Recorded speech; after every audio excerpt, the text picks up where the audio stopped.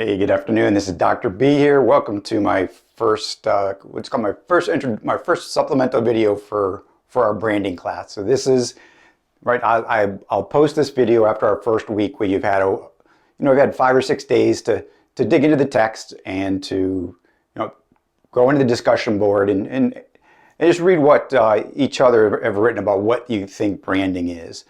And then for this short video, hopefully it's under 5 minutes, I'm just going to discuss a little bit what I'm trying to accomplish, right? What is SNU trying to accomplish with this class? And what I personally am what my goal is for each of you at the end of the class. Right? So for those of you that don't work in marketing or you don't work in sales, we have this weird, course title called Brand Optimization, which, sounds really cool, right? It sounds like something you could say it at a bar and impress some people, but what are we really talking about? And then what is the class trying to do?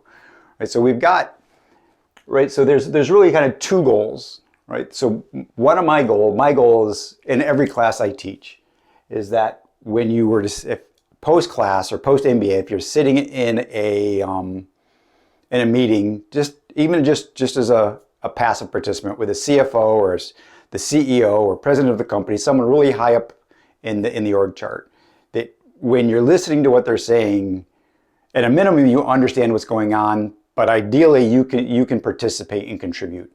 I wouldn't think that at this point in your careers you would lead the conversation, right? That usually takes 15 or 20 years of experience, but you could get in and mix it up with the CFO and CMO and CEO and look like you know what you're talking about. That's always kind of my personal goal, and I try to adjust my classes to hit that goal.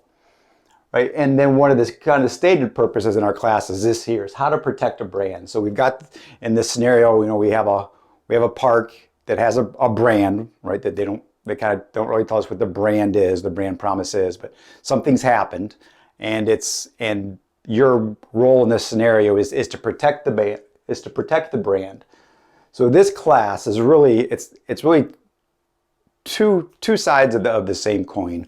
One is it's a brand equity 101 class where we're introducing you to the concept of brand equity, which is a true corporate finance concept.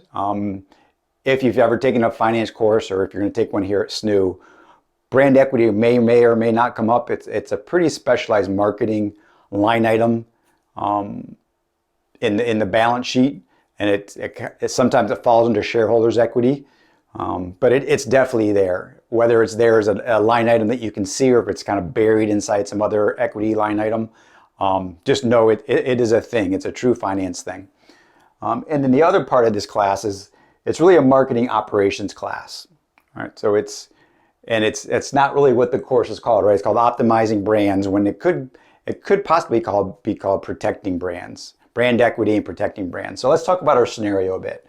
Right? So if you've never worked in sales or marketing, or perhaps you work in an organization that doesn't have a pure marketing function, in this scenario may not make a lot of sense to you right out of the gate.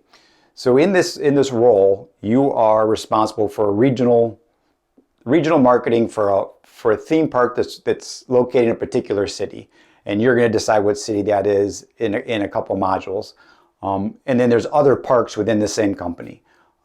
Everyone likes to think Walt Disney World, so you can go Walt Disney World, Six Flags.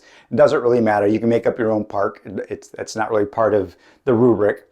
But your role is you're primarily, in this scenario, you're really kind of a social media marketing guru. Right? It doesn't come out and say that, but in this role, you're sitting at your desk at the park and you're thinking about what the public thinks about the park, what the message is, how you deliver the message. That will come up later in some of the other modules. And then how do you protect when something goes wrong, right? We know that there's been an accident at the park, and your job is to get at least the marketing aspect of the park reopening ready.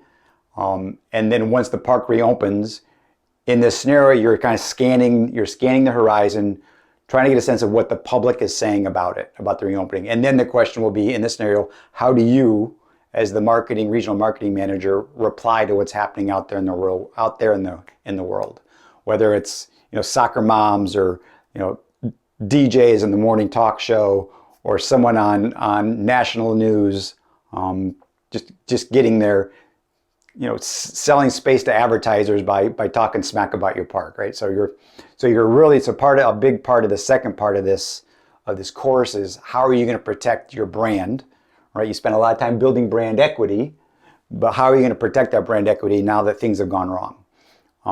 Right. So again, this is a really short video. I'll post another few videos that kind of add to this.